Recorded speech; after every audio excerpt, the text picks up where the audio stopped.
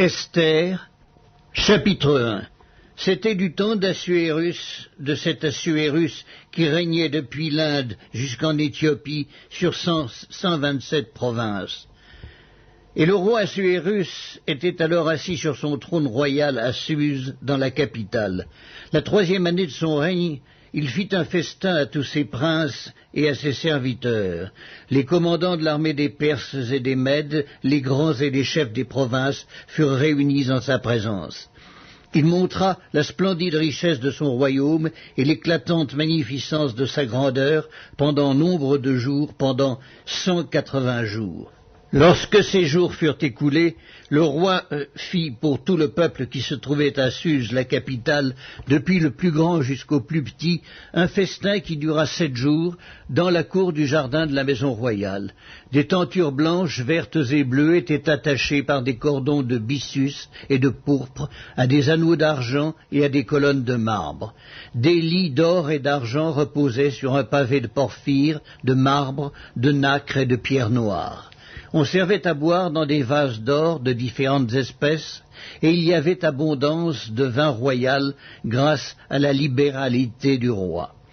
Mais on ne forçait personne à boire, car le roi avait ordonné à tous les gens de sa maison de se conformer à la volonté de chacun. La reine Vasthi fit aussi un festin pour les femmes dans la maison royale du roi Assuérus. Le 7e jour, comme le cœur du roi était réjoui par le vin, il ordonna à Méhuman, Bista, Arbona, Bicta, Abagta, Zéta et Carcasse, les 7 eunuques qui servaient devant le roi Assuérus, d'amener en sa présence la reine Vasthi avec la couronne royale pour montrer sa beauté aux peuples et aux grands, car elle était belle de figure. Mais la reine Vasthi refusa de venir quand elle reçut par les eunuques l'ordre du roi, et le roi fut très irrité, il fut enflammé de colère.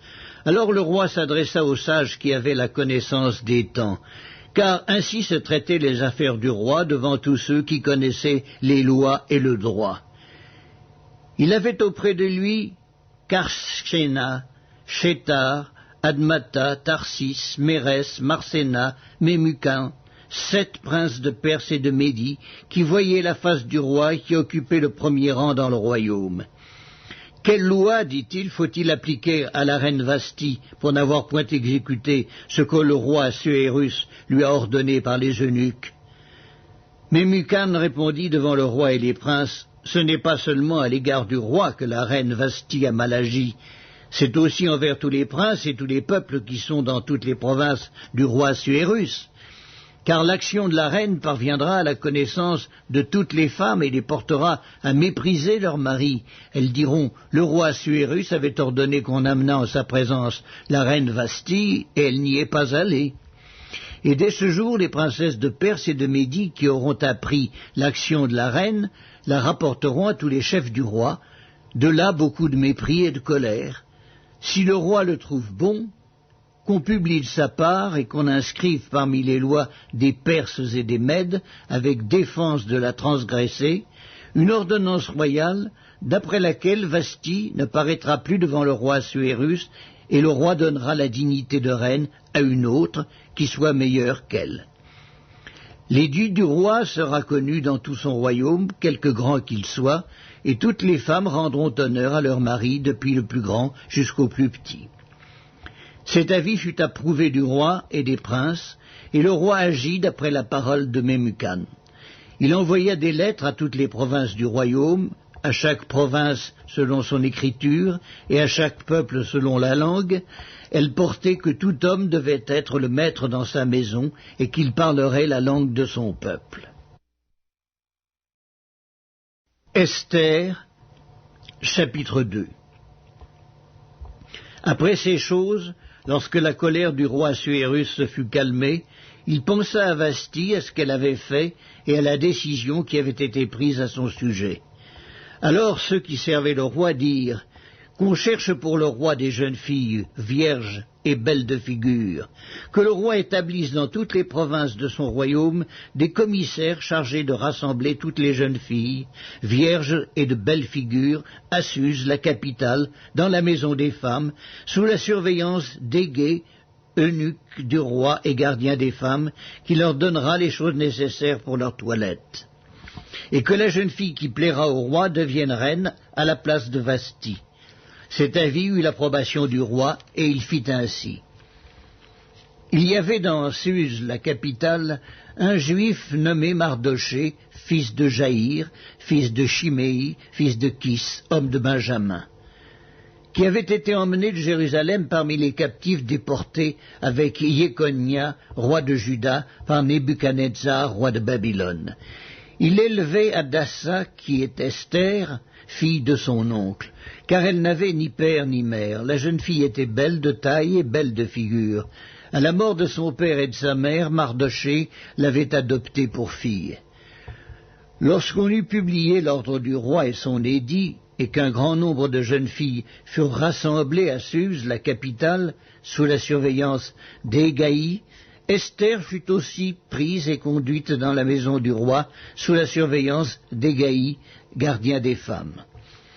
La jeune fille lui plut et trouva grâce devant lui. Il s'empressa de lui fournir les choses nécessaires pour sa toilette et pour sa subsistance, lui donna 7 jeunes filles, choisies dans la maison du roi, et la plaça avec ces 7 jeunes filles dans le meilleur appartement de la maison des femmes. Esther ne fit connaître ni son peuple ni sa naissance, car Mardochée lui avait défendu d'en parler. Et chaque jour, Mardochée allait et venait devant la cour de la maison des femmes pour savoir comment se portait Esther et comment on la traitait. Chaque jeune fille allait à son tour vers le roi Assuérus, après avoir employé 12 mois à s'acquitter de ce qui était prescrit aux femmes. Pendant ce temps, elles prenaient soin de leur toilette, 6 mois avec de l'huile de myrrhe et 6 mois avec des aromates et des parfums en usage parmi les femmes. C'est ainsi que chaque jeune fille allait vers le roi, et quand elle passait de la maison des femmes dans la maison du roi, on lui laissait prendre avec elle tout ce qu'elle voulait. Elle y allait le soir, et le lendemain matin, elle passait dans la seconde maison des femmes, sous la surveillance de Chash-Gaz, eunuque du roi et gardien des concubines. Elle ne retournait plus vers le roi, à moins que le roi n'en eût le désir et qu'elle ne fût appelée par son nom. Lorsque son tour d'aller vers le roi fut arrivé, Esther, fille d'Abicaïl, oncle de Mardochée, qui l'avait adoptée pour fille, ne demanda que ce qui fut désigné par Égaï, eunuque du roi et gardien des femmes. Esther trouvait grâce aux yeux de tous ceux qui la voyaient. Esther fut conduite auprès du roi Assuérus dans sa maison royale le 10e mois, qui est le mois de Tébet, la 7e année de son règne. Le roi aima Esther plus que toutes les autres femmes, et elle obtint grâce et faveur devant lui plus que toutes les autres jeunes filles. Il mit la couronne royale sur sa tête et la fit reine à la place de Vasti. Le roi donna un grand festin à tous ses princes et ses serviteurs, un festin en l'honneur d'Esther. Il accorda du repos aux provinces et fit des présents avec une libéralité royale. La seconde fois qu'on assembla les jeunes filles, Mardochée était assis à la porte du roi. Esther n'avait fait connaître ni sa naissance, ni son peuple, car Mardochée le lui avait défendu, et elle suivait les ordres de Mardochée aussi fidèlement qu'à l'époque où elle était sous sa tutelle. Dans ce même temps, comme Mardochée était assis à la porte du roi, Bigtan et Teresh, 2 eunuques du roi, gardes du seuil, cédèrent un mouvement d'irritation et voulurent porter la main sur le roi Assuérus. Mardochée eut connaissance de la chose et en informa la reine Esther, qui la redit au roi de la part de Mardochée. Le fait ayant été vérifié et trouvé exact, les 2 eunuques furent pendus à un bois, et cela fut écrit dans le livre des Chroniques, en présence du roi. Esther, chapitre 3. Après ces choses, le roi Assuérus fit monter au pouvoir Haman, fils d'Hammédatha l'Agagite. Il l'éleva en dignité et plaça son siège au-dessus de tous les chefs qui étaient auprès de lui. Tous les serviteurs du roi qui se tenaient à la porte du roi fléchissaient le genou et se prosternaient devant Haman, car tel était l'ordre du roi à son égard. Mais Mardochée ne fléchissait point le genou et ne se prosternait point. Et les serviteurs du roi qui se tenaient à la porte du roi dirent à Mardochée, « Pourquoi transgresses-tu l'ordre du roi ?» Comme ils le lui répétaient chaque jour et qu'il ne les écoutait pas, ils en firent rapport à Haman pour voir si Mardochée persisterait dans sa résolution, car il leur avait dit qu'il était juif. Et Haman vit que Mardochée ne fléchissait point le genou et ne se prosternait point devant lui. Il fut rempli de fureur, mais il dédaigna de porter la main sur Mardochée seul, car on lui avait dit de quel peuple était Mardochée, et il voulut détruire le peuple de Mardochée, tous les Juifs qui se trouvaient dans tout le royaume d'Assuérus. Au premier mois, qui est le mois de Nisan, la 12e année du roi Assuérus, on jeta le pur, c'est-à-dire le sort, devant Haman, pour chaque jour et pour chaque mois, jusqu'au 12e mois, qui est le mois d'Adar. Alors Haman dit au roi Assuérus, « Il y a dans toutes les provinces de ton royaume un peuple dispersé et à part parmi les peuples, ayant des lois différentes de celles de tous les peuples, et n'observant point les lois du roi. Il n'est pas dans l'intérêt du roi de le laisser en repos. Si le roi le trouve bon, qu'on écrive l'ordre de les faire périr. Et je pèserai 10 000 talents d'argent entre les mains des fonctionnaires pour qu'on les porte dans le trésor du roi. » Le roi ôta son anneau de la main et le remit à Haman, fils d'Hammédatha, la Gagite, ennemi des Juifs. Et le roi dit à Haman, « L'argent t'est donné, et ce peuple aussi, fais-en ce que tu voudras. » Les secrétaires du roi furent appelés le 13e jour du premier mois, et l'on écrivit, suivant tout ce qui fut ordonné par Haman, aux satrapes du roi, aux gouverneurs de chaque province, et aux chefs de chaque peuple, à chaque province selon son écriture, et à chaque peuple selon sa langue. Ce fut au nom du roi Assuérus que l'on écrivit, et l'on scella avec l'anneau du roi. Les lettres furent envoyées par les courriers dans toutes les provinces du roi, pour qu'on détruisît, qu'on tuât et qu'on fît périr tous les Juifs, jeunes et vieux, petits enfants et femmes, en un seul jour, le 13e du 12e mois, qui est le mois d'Adar, et pour que leurs biens fussent livrés au pillage. Ces lettres renfermaient une copie de l'édit qui devait être publié dans chaque province, et invitaient tous les peuples à se tenir prêts pour ce jour-là. Les courriers partirent en toute hâte d'après l'ordre du roi. L'édit fut aussi publié dans Suse, la capitale, et tandis que le roi et Haman étaient à boire, la ville de Suse était dans la consternation. Esther, chapitre 4. Mardochée, ayant appris tout ce qui se passait, déchira ses vêtements, s'enveloppa d'un sac et se couvrit de cendres. Puis il alla au milieu de la ville en poussant avec force des cris amers, et se rendit jusqu'à la porte du roi, dont l'entrée était interdite à toute personne revêtue d'un sac. Dans chaque province, partout où arrivait l'ordre du roi et son édit, il y eut une grande désolation parmi les Juifs. Ils jeûnaient, pleuraient, se lamentaient, et beaucoup se couchaient sur le sac et la cendre. Les servantes d'Esther et ses eunuques vinrent lui annoncer cela, et la reine fut très effrayée. Elle envoya des vêtements à Mardochée pour le couvrir et lui faire ôter son sac, mais il ne les accepta pas. Alors Esther appela Hattak, l'un des eunuques que le roi avait placé auprès d'elle, et elle le chargea d'aller demander à Mardochée ce que c'était et d'où cela venait.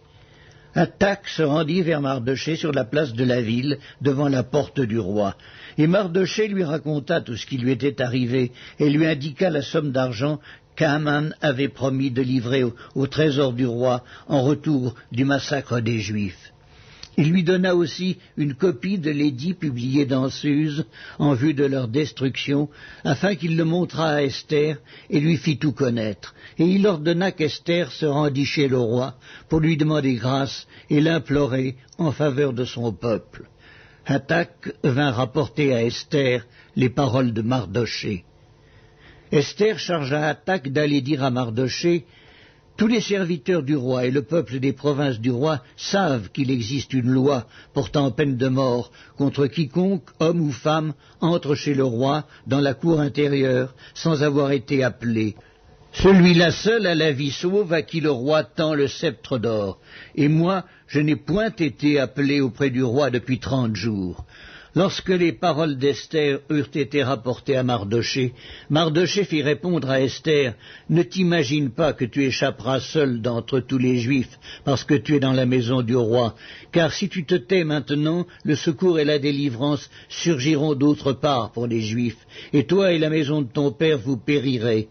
Et qui sait si ce n'est pas pour un temps comme celui-ci que tu es parvenu à la royauté. » Esther envoya dire à Mardochée, « Va, rassemble tous les Juifs qui se trouvent à Suse, et jeûnez pour moi, sans manger ni boire pendant 3 jours, ni la nuit ni le jour. Moi aussi je jeûnerai, de même, avec mes servantes, puis j'entrerai chez le roi, malgré la loi, et si je dois périr, je périrai. » Mardochée s'en alla, et fit tout ce qu'Esther lui avait ordonné.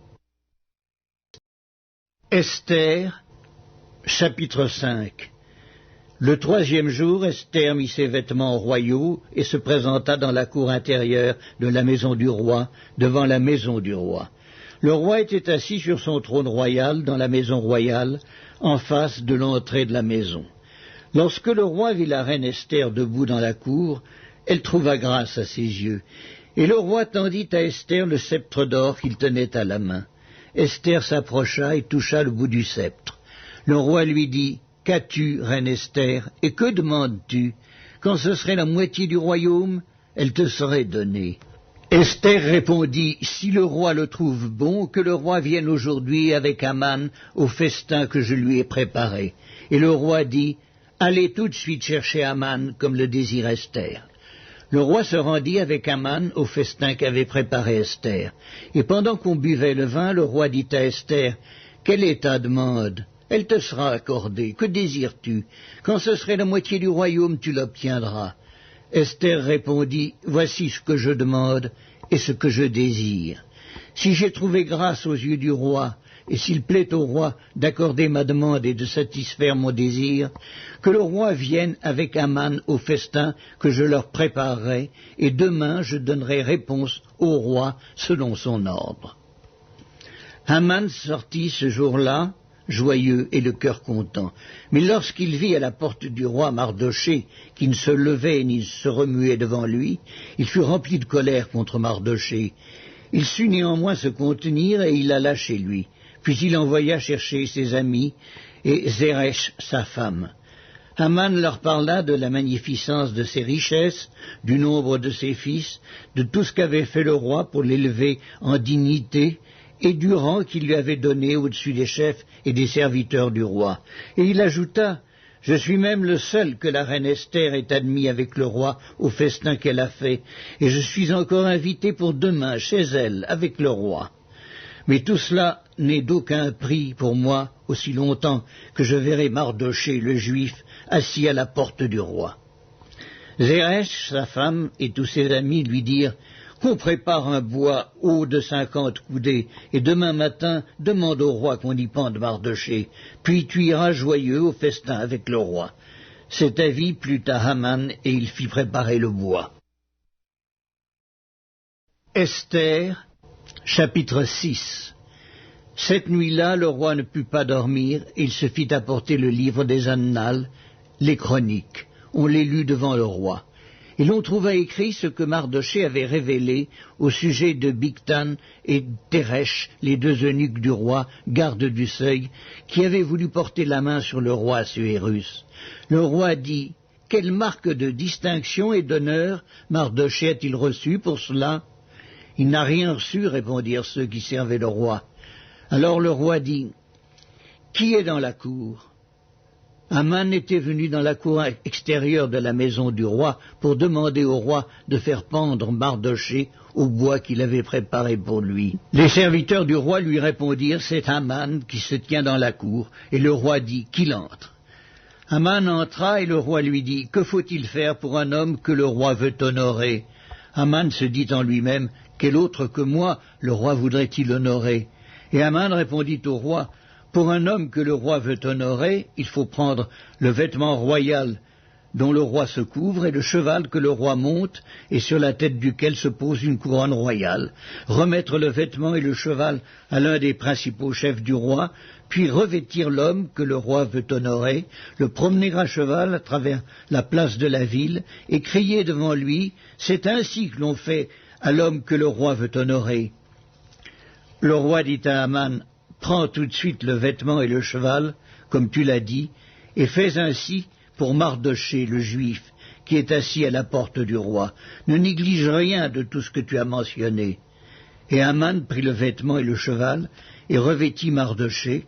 Il le promena à cheval à travers la place de la ville, et il cria devant lui, « C'est ainsi que l'on fait à l'homme que le roi veut honorer. » Mardochée retourna à la porte du roi, et Aman se rendit en hâte chez lui, désolé et la tête voilée. Aman raconta à Zeresh sa femme et à tous ses amis ce qui lui était arrivé. Et ses sages et Zeresh sa femme lui dirent, « Si Mardochée, devant lequel tu as commencé de tomber, est de la race des Juifs, tu ne pourras rien contre lui, mais tu tomberas devant lui. » Comme il lui parlait encore, les eunuques du roi arrivèrent et conduisirent aussitôt Aman au festin qu'Esther avait préparé. Esther, chapitre 7. Le roi et Aman allèrent au festin chez la reine Esther. Ce second jour, le roi dit encore à Esther, pendant qu'on buvait le vin, « Quelle est ta demande, reine Esther? Quand ce serait la moitié du royaume, tu l'obtiendras. » La reine Esther répondit, « Si j'ai trouvé grâce à tes yeux, ô roi, et si le roi le trouve bon, accorde-moi la vie. Voilà ma demande, et sauve mon peuple. Voilà mon désir, car nous sommes vendus, moi et mon peuple, pour être détruits, égorgés, anéantis. Encore si nous étions vendus pour devenir esclaves et servantes, je me tairais, mais l'ennemi ne saurait compenser le dommage fait au roi. » Le roi Assuérus prit la parole et dit à la reine Esther, « Qui est-il et où est-il celui qui se propose d'agir ainsi ?» Esther répondit, « L'oppresseur, l'ennemi, c'est Aman, ce méchant-là. » Aman fut saisi de terreur en présence du roi et de la reine. Et le roi, dans sa colère, se leva et quitta le festin pour aller dans le jardin du palais. Aman resta pour demander grâce de la vie à la reine Esther, car il voyait bien que sa perte était arrêtée dans l'esprit du roi. Lorsque le roi revint du jardin du palais dans la salle du festin, il vit Aman qui s'était précipité vers le lit sur lequel était Esther et dit, « Serait-ce encore pour faire violence à la reine chez moi dans le palais ?» Dès que cette parole fut sortie de la bouche du roi, on voit là le visage d'Aman. Et Harbona, l'un des eunuques, dit en présence du roi, « Voici, le bois préparé par Aman pour Mardochée, qui a parlé pour le bien du roi, est dressé dans la maison d'Aman, à une hauteur de 50 coudées. » Le roi dit, « Qu'on y pende Aman. » Et l'on pendit Aman au bois qu'il avait préparé pour Mardochée, et la colère du roi s'apaisa. Esther, chapitre 8. En ce même jour, le roi Assuérus donna à la reine Esther la maison d'Aman, l'ennemi des Juifs. Et Mardochée parut devant le roi, car Esther avait fait connaître la parenté qui l'unissait à elle. Le roi ôta son anneau qu'il avait repris à Aman et le donna à Mardochée. Esther, de son côté, établit Mardochée sur la maison d'Aman. Puis Esther parla de nouveau en présence du roi. Elle se jeta à ses pieds, elle pleura, elle le supplia d'empêcher les effets de la méchanceté d'Aman, la Gagite, et la réussite de ses projets contre les Juifs. Le roi tendit le sceptre d'or à Esther, qui se releva et resta debout devant le roi. Elle dit alors, « Si le roi le trouve bon, et si j'ai trouvé grâce devant lui, si la chose paraît convenable au roi, et si je suis agréable à ses yeux, qu'on écrive pour révoquer les lettres conçues par Aman, fils d'Ammédatha, la Gagite, et écrites par lui dans le but de faire périr les Juifs qui sont dans toutes les provinces du roi. Car comment pourrais-je voir le malheur qui atteindrait mon peuple, et comment pourrais-je voir la destruction de ma race ?» Le roi Assuérus dit à la reine Esther et au juif Mardochée, « Voici, j'ai donné à Esther la maison d'Aman, et il a été pendu au bois pour avoir étendu la main contre les Juifs. Écrivez donc en faveur des Juifs comme il vous plaira au nom du roi, et scellez avec l'anneau du roi, car une lettre écrite au nom du roi et scellée avec l'anneau du roi ne peut être révoquée. Les secrétaires du roi furent appelés en ce temps, le 23e jour du 3e mois, qui est le mois de Sivan, et l'on écrivit, suivant tout ce qui fut ordonné par Mardochée aux Juifs, aux satrapes, aux gouverneurs et aux chefs des 127 provinces situées de l'Inde à l'Éthiopie, à chaque province selon son écriture, à chaque peuple selon sa langue, et aux Juifs selon leur écriture et selon leur langue. On écrivit au nom du roi Assuérus, et l'on scella avec l'anneau du roi. On envoya les lettres par des courriers ayant pour monture des chevaux et des mulets nés de juments. Par ces lettres, le roi donnait aux Juifs, en quelque ville qu'ils fussent, la permission de se rassembler et de défendre leur vie, de détruire, de tuer et de faire périr avec leurs petits-enfants et leurs femmes tous ceux de chaque peuple et de chaque province qui prendraient les armes pour les attaquer et de livrer leurs biens au pillage. Et cela en un seul jour dans toutes les provinces du roi Assuérus, le 13e du 12e mois, qui est le mois d'Adar.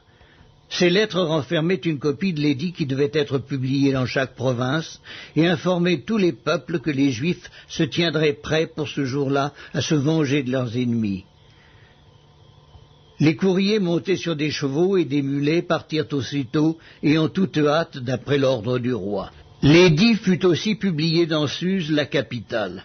Mardochée sortit de chez le roi avec un vêtement royal bleu et blanc, une grande couronne d'or et un manteau de byssus et de pourpre. La ville de Suse poussait des cris et se réjouissait. Il n'y avait pour les Juifs que bonheur et joie, allégresse et gloire. Dans chaque province et dans chaque ville, partout où arrivait l'ordre du roi et son édit, il y eut parmi les Juifs de la joie et de l'allégresse, des festins et des fêtes. Et beaucoup de gens d'entre les peuples du pays se firent juifs, car la crainte des Juifs les avait saisis. Esther, chapitre 9.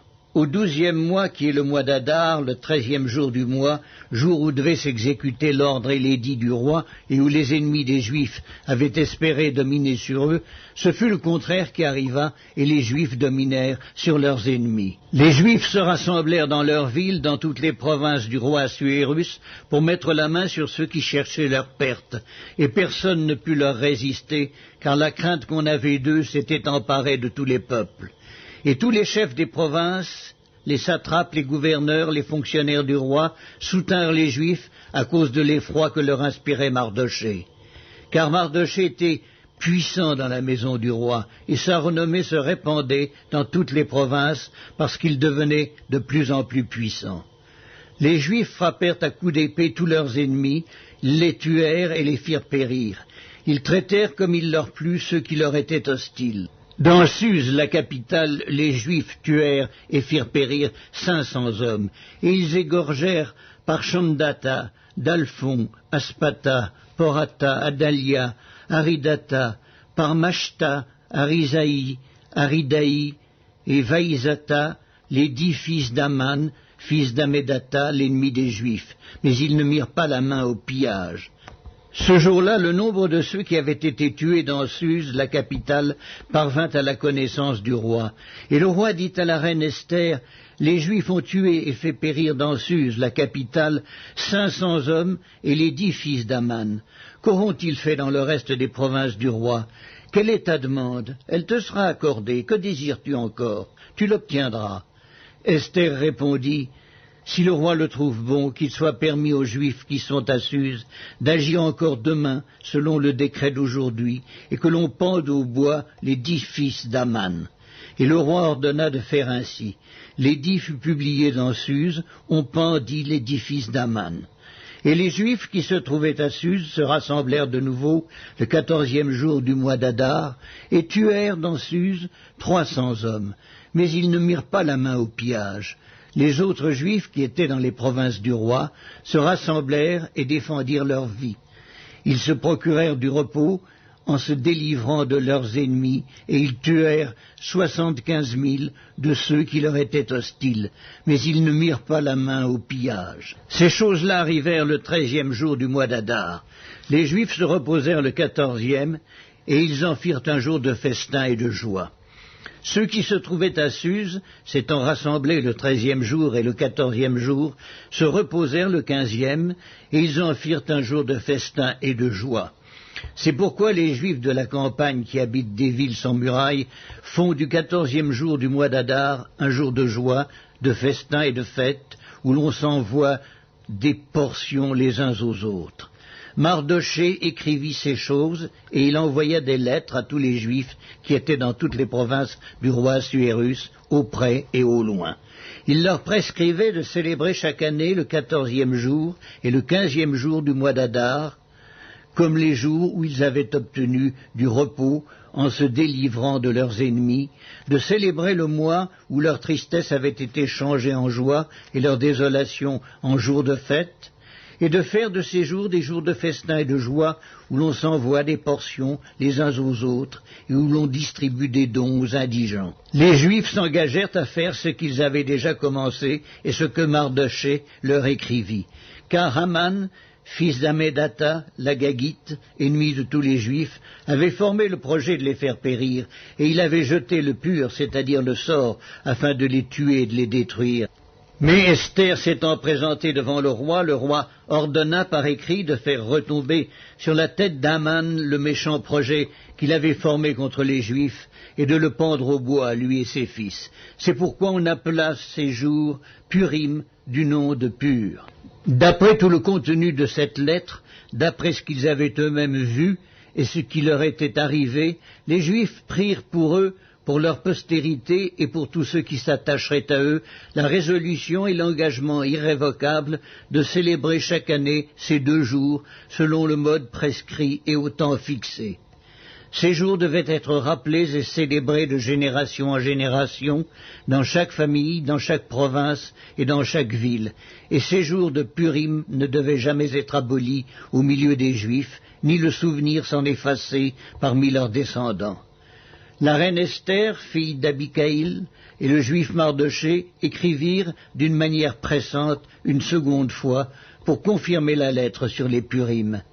On envoya des lettres à tous les Juifs dans les 127 provinces du roi Assuérus.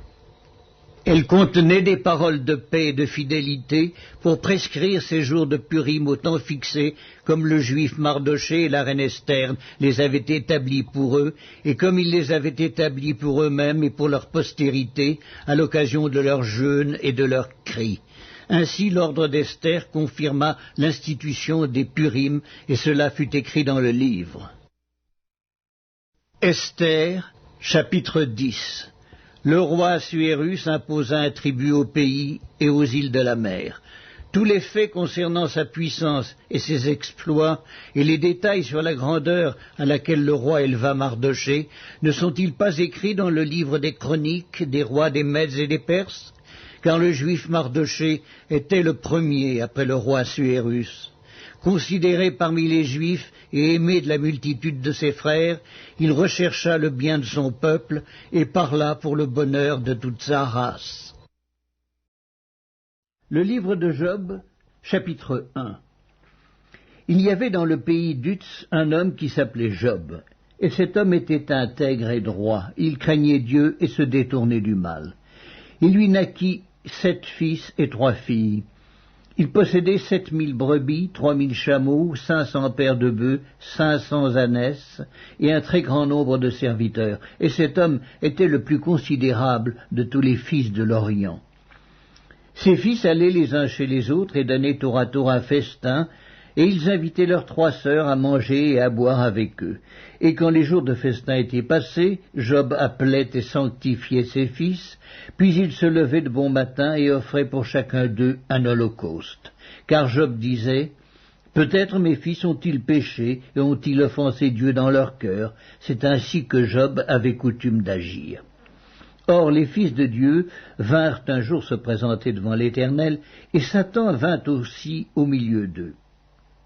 L'Éternel dit à Satan, « D'où viens-tu » Et Satan répondit à l'Éternel, « De parcourir la terre et de m'y promener. » L'Éternel dit à Satan, « As-tu remarqué mon serviteur Job? Il n'y a personne comme lui sur la terre. C'est un homme intègre et droit, craignant Dieu et se détournant du mal. Et Satan répondit à l'Éternel, « Est-ce d'une manière désintéressée que Job craint Dieu? Ne l'as-tu pas protégé, lui, sa maison et tout ce qui est à lui? Tu as béni l'œuvre de ses mains, et ses troupeaux couvrent le pays. Mais étends ta main, touche à tout ce qui lui appartient, et je suis sûr qu'il te maudit en face. » L'Éternel dit à Satan, « Voici, tout ce qui lui appartient, je te le livre. Seulement, ne porte pas la main sur lui. » Et Satan se retira de devant la face de l'Éternel. Un jour que les fils et les filles de Job mangeaient et buvaient du vin dans la maison de leur frère aîné, il arriva auprès de Job un messager qui dit, « Les bœufs labouraient et les ânesses paissaient à côté d'eux. Des Sabéens se sont jetés dessus, les ont enlevés et ont passé les serviteurs au fil de l'épée. Et je me suis échappé, moi seul, pour t'en apporter la nouvelle. » Il parlait encore lorsqu'un autre vint et dit, « Le feu de Dieu est tombé du ciel, a embrasé les brebis et les serviteurs, et les a consumés.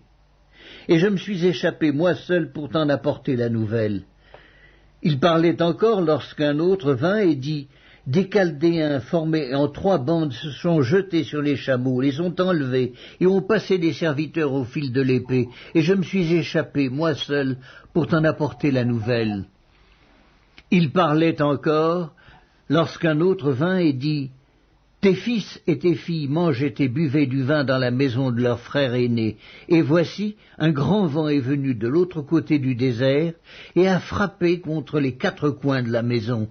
Elle s'est écroulée sur les jeunes gens, et ils sont morts, et je me suis échappé moi seul pour t'en apporter la nouvelle. » Alors Job se leva, déchira son manteau et se rasa la tête.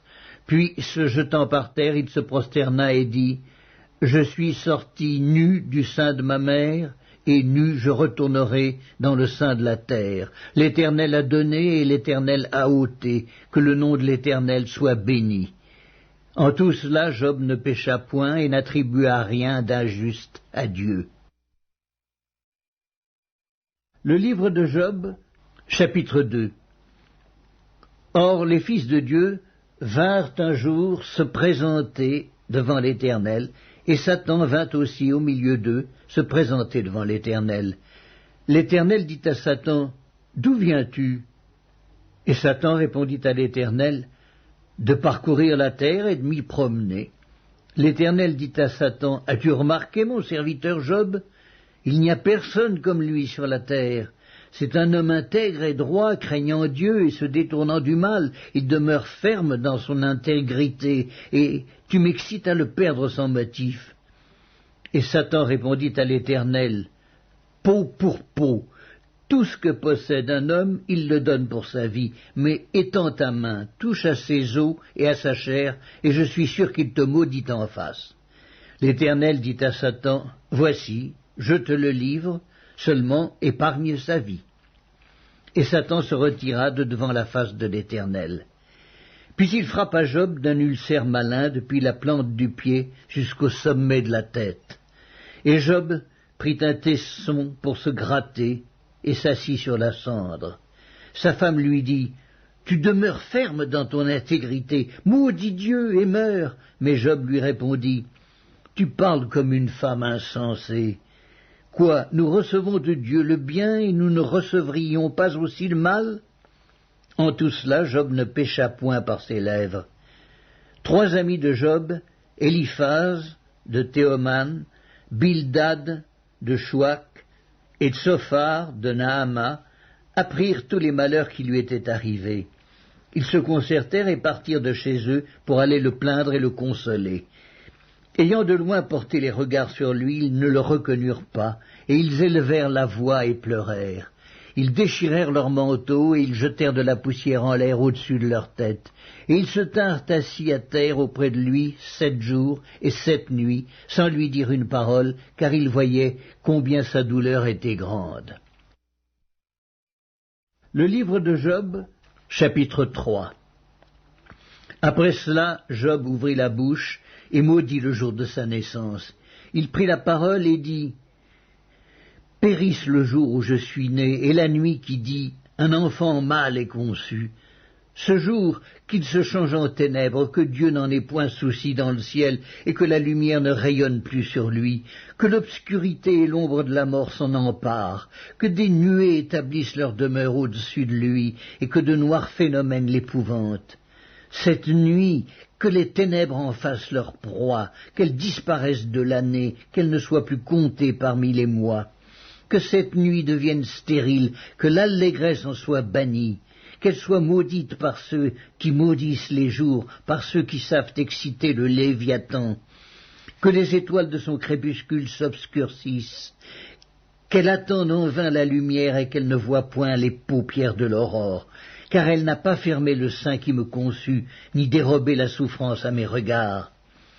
Pourquoi ne suis-je pas mort dans le ventre de ma mère? Pourquoi n'ai-je pas expiré au sortir de ses entrailles? Pourquoi ai-je trouvé des genoux pour me recevoir et des mamelles pour m'allaiter? Je serai couché maintenant, je serai tranquille, je dormirai, je reposerai, avec les rois et les grands de la terre qui se bâtissent des mausolées, avec les princes qui avaient de l'or et qui remplirent d'argent leur demeure, où je n'existerai pas, je serai comme un avorton caché, comme des enfants qui n'ont pas vu la lumière. Là ne s'agitent plus les méchants, et ils se reposent ceux qui sont fatigués et sans force. Les captifs sont tous en paix, et ils n'entendent pas la voix de l'oppresseur. Le petit et le grand sont là, et l'esclave n'est plus soumis à son maître. Pourquoi donne-t-il la lumière à celui qui souffre et la vie à ceux qui ont l'amertume dans l'âme, qui espèrent en vain la mort et qui la convoitent plus qu'un trésor, qui serait transporté de joie et saisi d'allégresse s'il trouvait le tombeau? À l'homme qui ne sait où aller et que Dieu cerne de toutes parts, mes soupirs sont ma nourriture et mes cris se répandent comme l'eau. Ce que je crains, c'est ce qui m'arrive. Ce que je redoute, c'est ce qui m'atteint. Je n'ai ni tranquillité, ni paix, ni repos, et le trouble s'est emparé de moi.